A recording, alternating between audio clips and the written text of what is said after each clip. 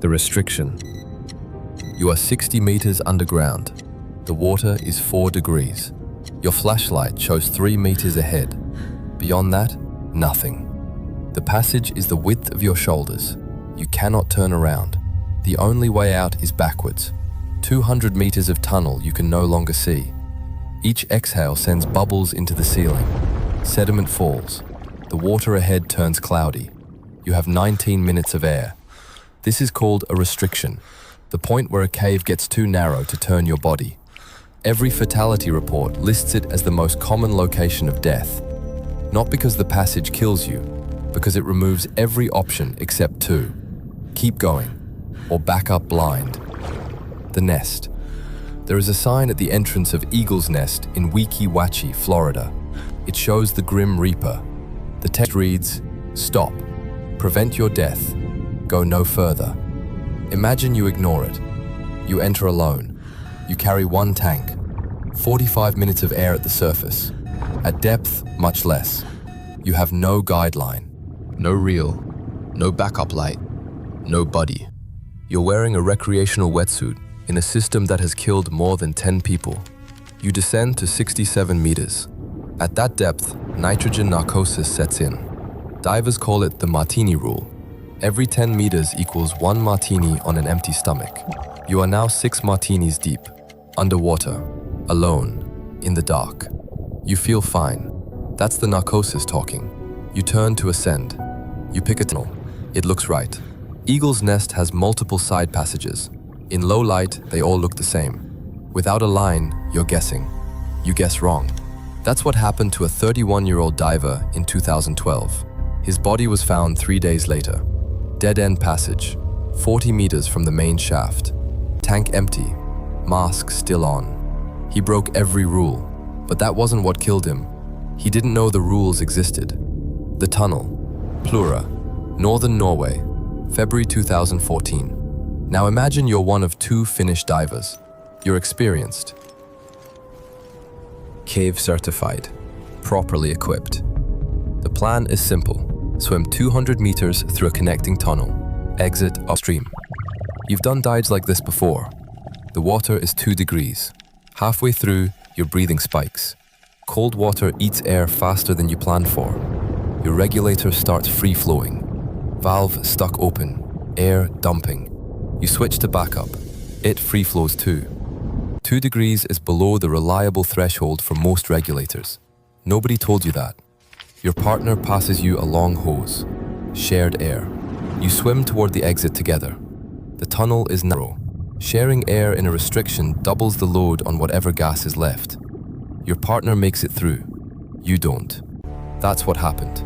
Recovery teams found the diver 2 weeks later. The tunnel was too narrow for a stretcher. They guided his body through by hand, in darkness, in 2-degree water, with limited air of their own. 4 teams, 4 days. The equipment worked as designed. It was designed for warmer water. You'd think someone would print that on the box. The body at the bottom. Bushman hole, South Africa, 2005. This one isn't about you. It's about a man named Dave Shaw who did something you would never do. Shaw had already set a world record here, 270 meters down, one of the deepest cave dives ever. On that dive, his light found something on the silt floor, a body, another diver, dead 10 years, just lying there in the dark. Shaw decided to go back for him. He planned everything, support divers, redundant gas, stage decompression, helmet camera, wrist camera. He descended, reached the body, clipped a lift bag to it, started inflating. The body came apart. 10 years in cold, fresh water had made it fragile. The moment Shaw pulled, it disintegrated. Silt cloud, instant. Visibility, 0. His helmet footage shows him tangling in his own line. The line wrapped around the remains. At 270 meters, every second burns gas exponentially. He had minutes, not hours. The camera shows him cutting line, pulling fabric, his movements slow. The last frames show his fingers still working, then nothing. They found him attached to the diver he tried to save. Both came up together. Weeks later, Shaw's tank was empty. He ran out of air 4 minutes after reaching the bottom. The plan had allowed 3. 1 minute. The entire margin was 1 minute. The plan was nearly perfect.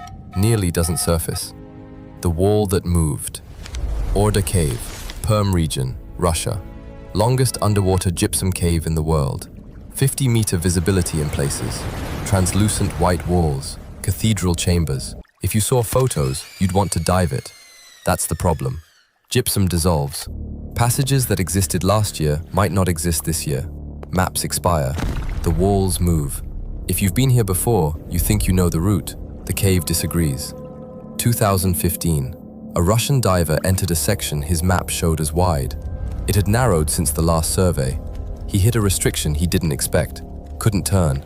Started backing up. 40 meters. Then his tank valve snagged on a calcification that hadn't been there on his last dive. A new growth. Hooked to his gear. Stuck. Facing away from the exit, in a passage too narrow to reach behind his own back. His buddy looked back, found him, freed the valve. They exited. He survived. The distance between his story and the other 3 was one person who happened to glance over his shoulder. If you dive with a buddy, that buddy is not a luxury. That buddy is the margin, the rule. Cave diving has one rule instructors repeat until it becomes automatic. Thirds. 1/3 of your gas to go in, 1/3 to come out, 1/3 as reserve. Simplest rule in the sport. Most broken rule in the sport. Every incident in this video traces back to the same thing. Someone spent their reserve before they knew they needed it. The margin vanished. And caves don't negotiate. They don't care how experienced you are. They don't care about your plan. They care about your air supply. When it's gone, the conversation is over. The places above ground collect people. No trace, no explanation. The places below ground keep everything. Equipment, footage, bodies positioned exactly where the last mistake was made. Caves document everything.